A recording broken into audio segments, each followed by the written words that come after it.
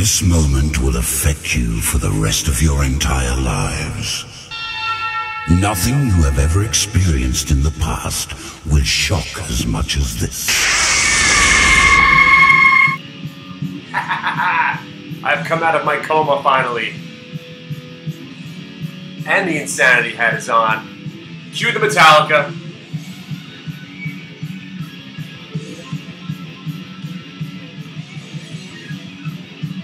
Yes! Now, this video is dedicated to my friend, or not my friend anymore, or my acquaintance, or my ex-client, Cory. Now, Cory doesn't want to hear any of this story, but I'm going to tell the story anyway. And Cory, I was supposed to call you on Monday, and let me tell you, I'm not a good sick person. I get sick, I become wretched, I don't leave my house, I don't leave my bed, I don't leave my room, I just sit there tweeting and falling back asleep.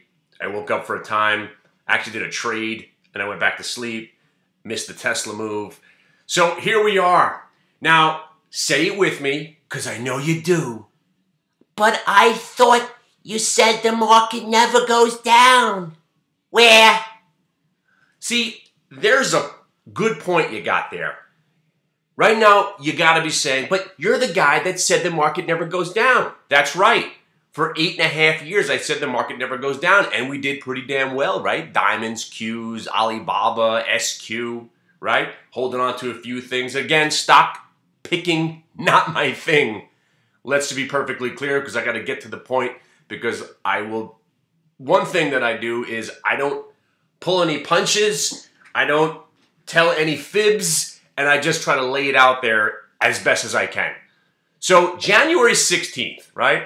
I decided on that reversal day, that's it. That's the moment for me. I'm out. The UVXY, the shittiest indicator of anything that represents anything in life other than gold ETFs, by the way, JNUG, JDST, GDX, GDXJ, Nugget, Dust, all that shit. Awful. If you don't know, now you know. UVXY, SVXY, XIV, all awful products. But aren't you the guy that made a video that said SVXY for life? That must have hurt. You got a lot of people in trouble. Did I? Did I get a lot of people in trouble? Or did a lot of people make money? One of our guys retired off that stock.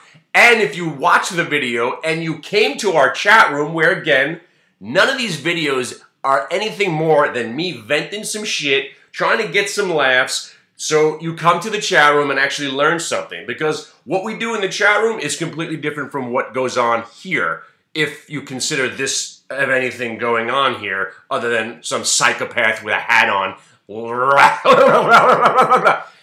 So let's go one step at a time, all right? We got to get to the Cory story. We'll get to the SVXY story. We'll get to the indicators of what's happening right now. And of course, I welcome this because I despise Trump. And again, it's not his policies, tariffs, building walls, rounding up immigrants, guns, none of that matters. The guy, it's the guy, he's a senile, demented douchebag.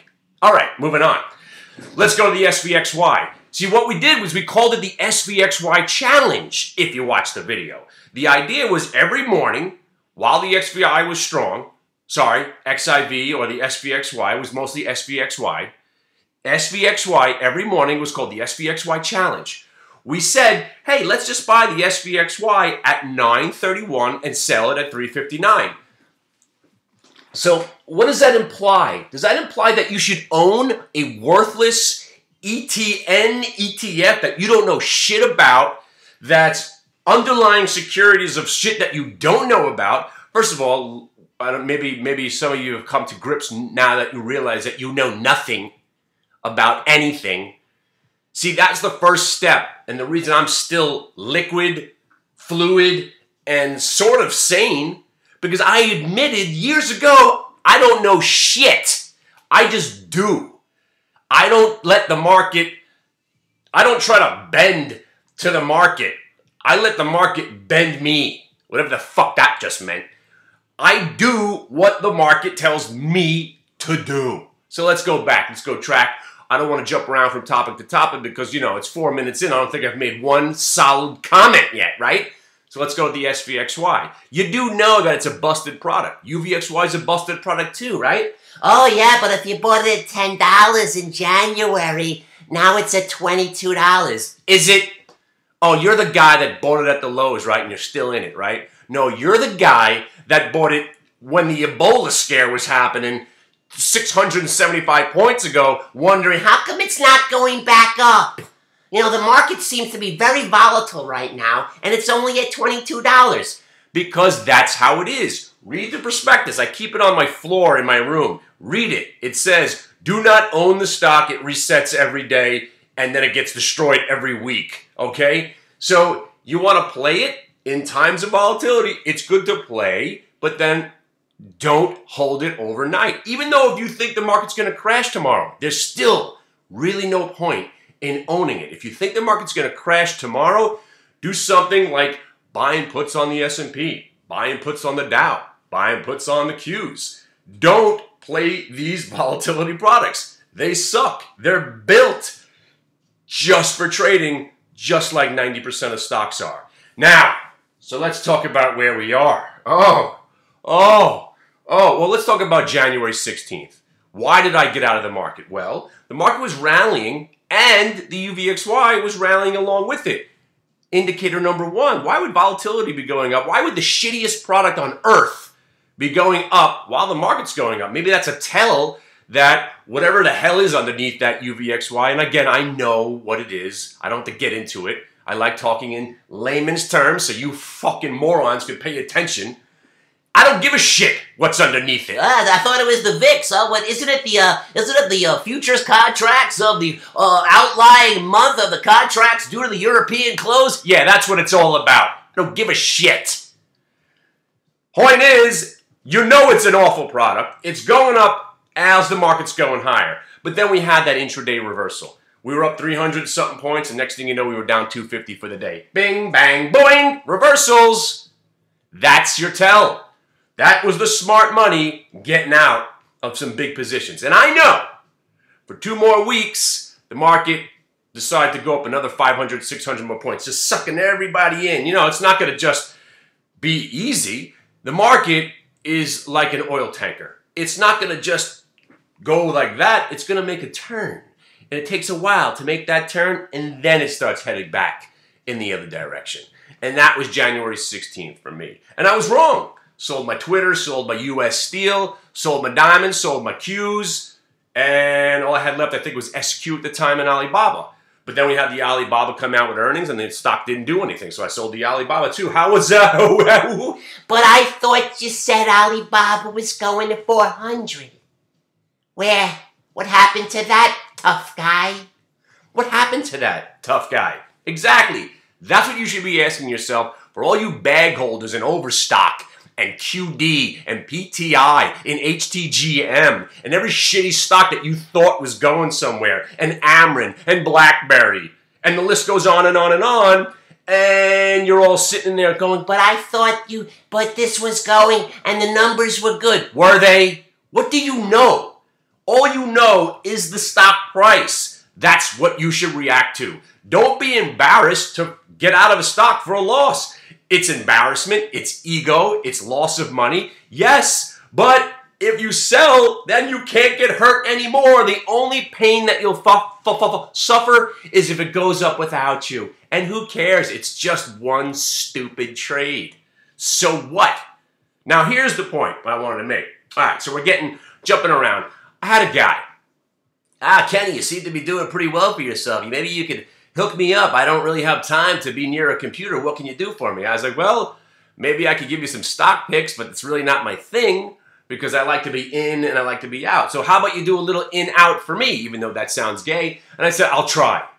And you know what? It didn't work because physics prevent me from pressing the button, especially, let's say I'm buying contracts on Tesla on a Friday in a volatile market. I'm sitting here and I'm buying the Tesla contracts. I'm buying 1 or 2. And by the time I switch to the next keyboard and try to buy them for somebody else, we're talking about a 30 or 40% difference in the contract. So do I want to go ahead and do that for somebody else? Obviously not. So what I tried to do was hold on to some stocks that I thought were pretty good. And you know what? They all sucked.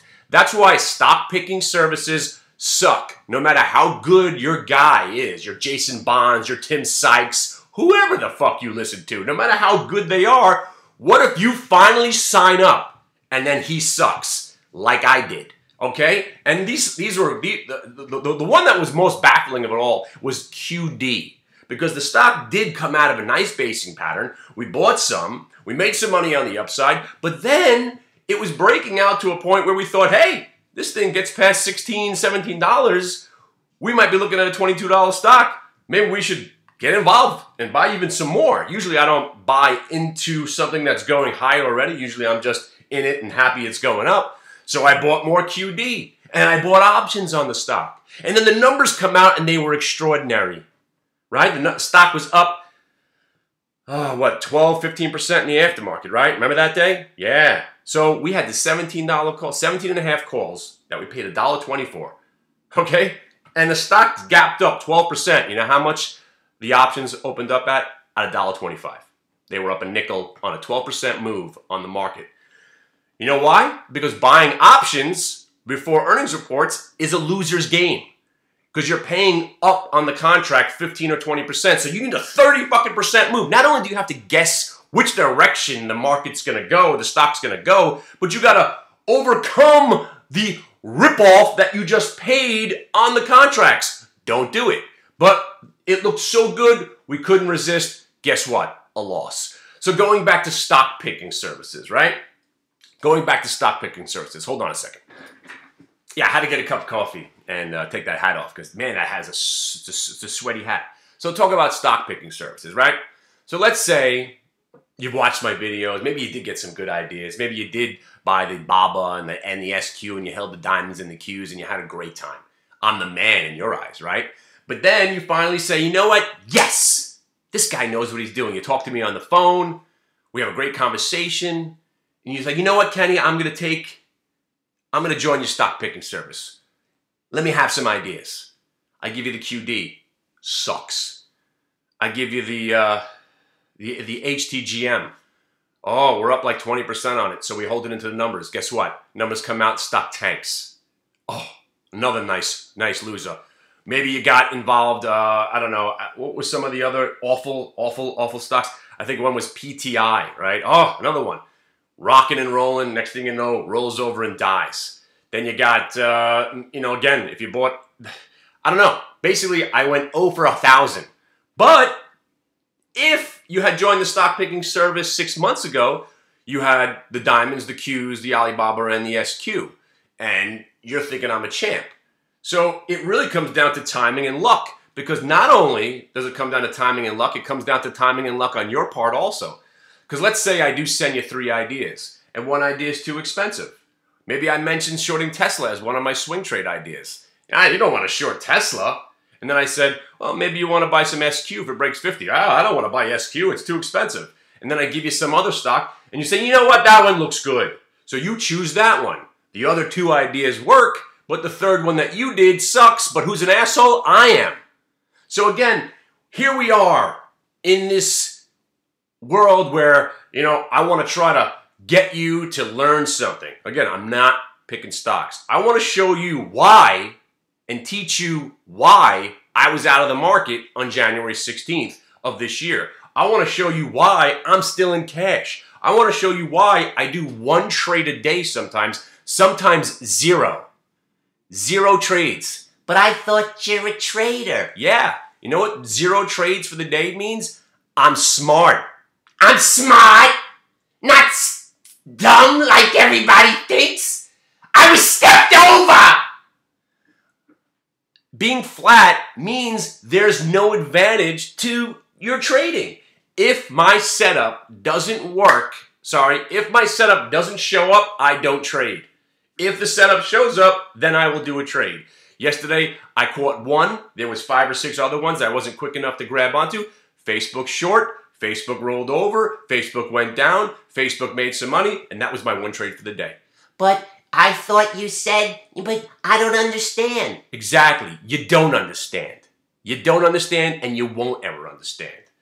I'm not here to talk about the market anymore. I don't know what's going to happen next. I'll just do what's happening. Do you understand? Maybe that's the point that some of you are missing. I don't know what the market's going to do. By the way, I don't have my crown. I don't know where it is. But if we want to talk about predictions, maybe June of 2011, when I said the market would hit 20,000 by January 18th of 2018, 2017, or whatever the hell it was, I almost nailed a call to the week 6 years in advance or 7 years in advance. I did also say if Alibaba broke 90, you're probably going to get to 200, maybe 250. That was a pretty dang good call. And I did say SQ, probably the most undervalued stock on the planet. So there's some good calls. But again, if you just showed up 3 months ago, every stock sucks. I forgot about Mark. Oh, yeah. And let's not think that I escaped, okay? Mark, oh, yeah, AI, they got all this software going on.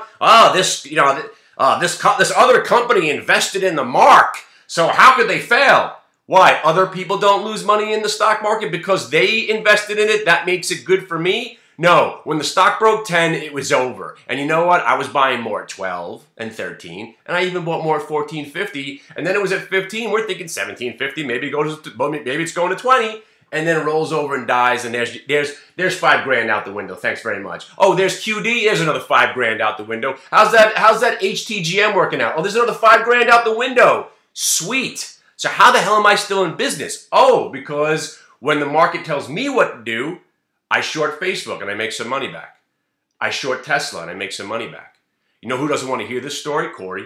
He doesn't want to hear that shit. He's like, well, why didn't you do that for me? Because logistically it's fucking possible. I tried. I even hired somebody to try to help me, and it didn't work. Because the only one that's going to do it is me. The only one that's going to do it is me. And I'm never going to do that ever again. I'm never going to tell you what stock to buy, except in the moment, live. So if it doesn't work, guess what? Here's a concept for you. Truth. Admitting you're wrong over stock. You still held on to that one? Tough guy. Thought it was going to 300, maybe 500, right? Oh, yeah. So at 80, it's going to 120, but when it broke 50, you didn't want to sell it. Now it's at 30, it's going to 0, right? So where's the in-between? It's like the left wing and the right wing. There's no in-between and there's no truth in the market. If you come to my room, at least you'll say, if I say, look, here's my setup. If this thing breaks here and this happens here, this should do this, and then it happens, bang, make some money, moving on. That's what we do. If you could find the thing that you're good at, do that. Do that. I am not good at owning stocks. That's why people thought I was, copping out. Why try to find the next Microsoft? Just own Microsoft. Why try to find an individual stock when you could buy the market? If the market's going up, why not own the market? I bought the diamonds. I bought the Qs. That's it. I had no more thought process, no CEOs, no market manipulation. If the market's going up, I'm going to make money. That was it. Oh, it's such a cop-out. Oh, if you're so smart, you could crunch... Yeah, crunch numbers. Fundamental analysis hasn't worked since 1982. Nobody gives a shit about fundamentals and economic data when the market's going up every day. And guess what? They don't give a shit about fundamentals and economic data when the market's getting hammered. Nobody gives a shit about any of that. It's fear, greed, momentum, and algorithms and volume-weighted average price, VWAP. Yeah, think about it. So, you want to come and learn something? Come on in. You want to come into the chat room and criticize me for some shitty stock picks? Go ahead, because they've all been shitty stock picks, all of them. Because, hey, look, if you didn't sell your Alibaba, you just gave back 8 months of your life. How about that Cloudera? How's that working out for you? Oh, look at the Cloudera's breaking out. Yeah, you're going to own it into the earnings report. Next, you just lost 6 months of your money. You just wasted 6 months of your life. You just wasted 6 months of time that you're never going to get back. Cloudera. Who gives a shit? Owning stocks is a waste of time. I don't care. Well, that's how you build wealth. Do ya? Do ya? Now, I wish I could say I've been short this whole time. But who the hell? I don't want to hear it. If you were short this whole time, bullshit. because we've had a 700-point move. Don't forget, Trump tweeted about the 700-point move like it was something special. Moron that he is. Where is he now? If you're going to take credit for the 700-point move on the upside 2 weeks ago, then take credit for the 2,000-point move that we're in the midst of right now. Jack off. Anyway, that's the funny part. That's the funny part. Does anybody see the Dow Jones ever go up 500, 600, 700 points in a healthy market? You don't, because it's short squeezes, algorithms, and momentum, and one thing triggers the other thing, and the other thing triggers the other thing, and next thing you know, you have a 700-point move. Where's that 700-point move now? It's been eradicated. Eradicated. So again, you want to learn how to trade? You want to sit here and become a robot with me? And I'm going to end on this because this was a genius comment. I had a guy who decided that trading's not for him. He's too artistic. He's too creative. And I said, what does that mean? He's like, think about it. And he said, look at yourself. Where have you gone wrong over 20 years? Thinking out of the box. You're a creative guy. You're an artist. You want to do stand-up comedy. You like to be creative. Creative does not work in the stock market. Regimented, robotic, algorithmic works in the market. You've got something that works, only do that. Press button, press this button, do it again. Algorithms. This works, that works, do this, do that.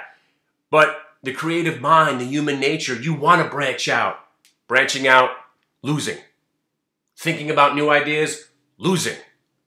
Anything other than what works, losing. And you know what? If you go to Thinkorswim right now, and you look at all those studies and indicators and all that shit, there's a guy out there swearing by all that. And good for you. I hope it works. I got something that works. Sometimes it only works once a day. And then every once in a while on a Friday, we have 300 of them working and you can make a fortune. And then there's days where there's 5 of them. Patience, discipline, money management, risk management, discipline, do what works. All those cliches about trading are real. So you want to come and hang out with us and we'll instill that shit into you. I'll show you the setup that works. I will spend 6 months drilling it into your head over and over and over again. There's about 4 to 5 ways that we like to play my setup, and the risk is basically this. You're risking $100 to make $250 on every trade. So if you're risking $100 to make $250 on every trade, if you do 3 trades a day and 2 are successful and 1 doesn't work, you're going to make money. But there's the catch. Nobody wants to take that $100 loss. So what happens to most traders is, well, you said it works 80% of the time. yes, but if it breaks the prior candle, you have to take the loss, sir. Oh yeah, I decided to see what happens. Because if you said it works 80% of the time, I'll just hold it. And next thing you know, you're an investor. You're a swing trader in some bullshit biotech you know nothing about. And next thing you know, the stock's down 40%, and it was a $100 loss, and now it's a $2,000 loss. $250 profit with a $100 loss. That's what I try to do. That's the setup that I look for. If I could risk $100 to make $250, and if I do it once, twice, 3 times a day, normally I'm going to come out ahead, right? And that's all. That's it. Well, what about the marijuana stuff? Don't care. What about Alibaba now buying the dip? Who gives a shit? Oh, what do you think Twitter, 2650? Don't care. Don't care. Twitter gaps down one day and goes green, fits the criteria, breaks over my triple candle VWAP indicator, wham, I'm in. Twitter goes up 32 cents, blam, I'm taking my $320 profit. Flip, bit, bang, bing, bing, slickety, slee-ha, bing, bang, I'm out. Don't give a shit. Don't give a shit. Don't give a shit. So you want to come and not give a shit with me, or you want to go listen to some analyst who's telling you to remain calm right now, right? Because they told you to remain calm in 2000, they told you to remain calm in 2008, and they're telling you to remain calm right now. That's just your typical correction. It is, and it probably will. I'm not saying the bull is dead, but why own stocks, Cloudera? Why own stocks, QD? Why own stocks, Mark? Why own stocks? Even SQ just pulled back 10 points. How about Alibaba pulling back 40 points? How about Twitter? I never thought I'd be able to buy Twitter again under 30 bucks. Genius, right? I'm a smart guy. I never thought I'd see Twitter under 30 bucks. I never thought I'd see US Steel under 35 ever again. And here we are. Here we are. Do I want to buy them now? Fuck that shit. Are you nuts? I will never own any meaningful, when I mean I will own, you know, right now I think I got 100 shares of Rig left over. I got 500 shares of this company Sale because I have a 30-year horizon. I'm in the stock and I don't plan to sell it for 30 years. But again, I will only own an amount of stock in dollar amount where I can lose all of it. All of it. And again, I think I've told you the story. I think I'm the only guy that's still doing this that had 5 stocks that have gone to zero. 0 Penson, 0 Walter Energy, 0 Enron, 0 WorldCom. Owned them all. Stock ownership, not my thing. Swing trading, not my thing. My thing, try to find some ideas this morning. Bing, bang, we get a little squeeze action. Whip, bang, out, done. Shut the computer, go back, take some ibuprofen and amoxicillin and a couple more glasses of tea. Maybe nod off for a couple hours, come back and see what's going on. That's my day. That's my day. Make a few phone calls, talk about this, get yelled at by Cory. Yeah, you're so smart. How come you lost $3 grand for me? I know. QD, Mark, HTGM, I mean, every fucking thing I did for this guy was a complete disaster. But here's the difference between me and other people. I'm owning that shit, man. I know I suck. I'm sorry. It was a bad time. If we had done this 9 months ago, you'd have been in the SQ and the Alibaba and the diamonds and the Qs, and this whole story would be different right now. But it's not, and you have the right to say I'm an asshole, I suck, and all that. Because I'm owning it. It's the guy that doesn't want to own it who's the loser. Own that shit and move on. Because not only did I own that shit on the QD, but I made some money shorting it on the way back down. Not only did I own that shit in the mark, but I shorted it and made some of that money back on the way down. Not only did I own that shit in HTGM that day, because HTGM turned out to be one of the best trades I did. Because the stock was at 583, it was 2 cents away from breaking out, and next thing you know, it's an earnings reversal. My favorite trade. So I said to myself, well, I guess this HTGM is just another one of those piece of shit stocks. Sell, short, make some money back. Bang. Trading. Trading better than owning. Trading better than swing trading. Trading 2 hours a day. Look for the setups. That's all you do. That's all you do. And then move on. And I'm never going to tell you where the market's going. I'm never going to tell you to buy any individual stocks ever again. I don't care. I will show you how to do this for yourself. And if you're in the camp of not able to sit by a computer for at least an hour a day, then take a class. Let me show you. I'll spend 8 hours with you for a couple of days, drill it into your head, and maybe you take enough information away where you could go out on your own. Because the premise is, take the class, let me show you the reversal strategy, let me show you my triple candle breakthrough strategy, let me show you the triple candle finger of God strategy, let me show you the ass crack breakout strategy, and that's what you do for a living. But if you don't have the time to dedicate to learning, then don't do it. Because I'm not going to tell you, you want to be buying SQ right here. Because again, even if we do a live pick service, and I'm buying SQ right now, and then with my other hand, I'm hitting emails and I'm alerting you to the SQ, and I'm buying SQ, and next thing you know, SQ pops 32 cents and I'm selling it. By the time you get the email and log into your account and buy SQ, I'm out of it already. So then again, it's a waste of time. Pick services, good luck. And I have one. Don't sign up for it because you're going to lose money. See? I shut it down. It's done. I don't want to do it anymore because I know it doesn't work. See, nobody is going to admit that except me. I know what works. Day trading, being liquid, that works. It worked for me back in 1997 to 2001. It worked for me from 2004 to 2007. It worked for me from that and it's working for me still now. And again, I'm not getting rich on any of these trades. Remember the Tesla trade from 2 weeks ago? I mean, shit. I had a short, what was it, 302.50? You know where I covered it? 299. Stock's at 250 now. So am I a champ? Hey, I made $650 that day. But obviously, if I would have pushed the issue and maybe added something to it or put some options on the trade, I probably would have made $50,000, $60,000. I made $650. Whoa. Whoa. But you know what? That's halfway for me to buying a new computer. That's paying some of my bills. That's what I do. That's what I do. And stock picking's not my thing.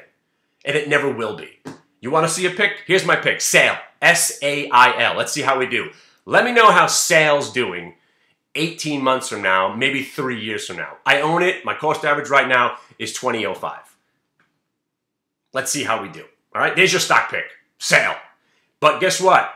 If you want to own stocks, you got to have the in and the out. I think the stock goes to 50, but I also will sell it if it breaks 1750.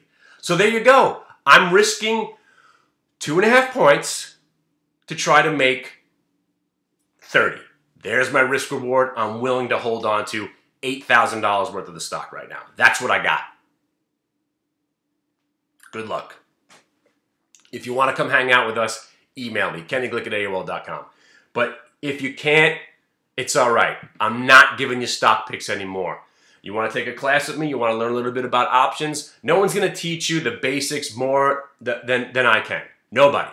No one's going to tell you the ins and outs more than what this market does than me. I've been doing 20 years staring at the screens. I've seen the evolution of the algos. I've seen Skynet take over. I know what works. Medium risk for medium reward. That's it. And don't be embarrassed to take losses. See ya.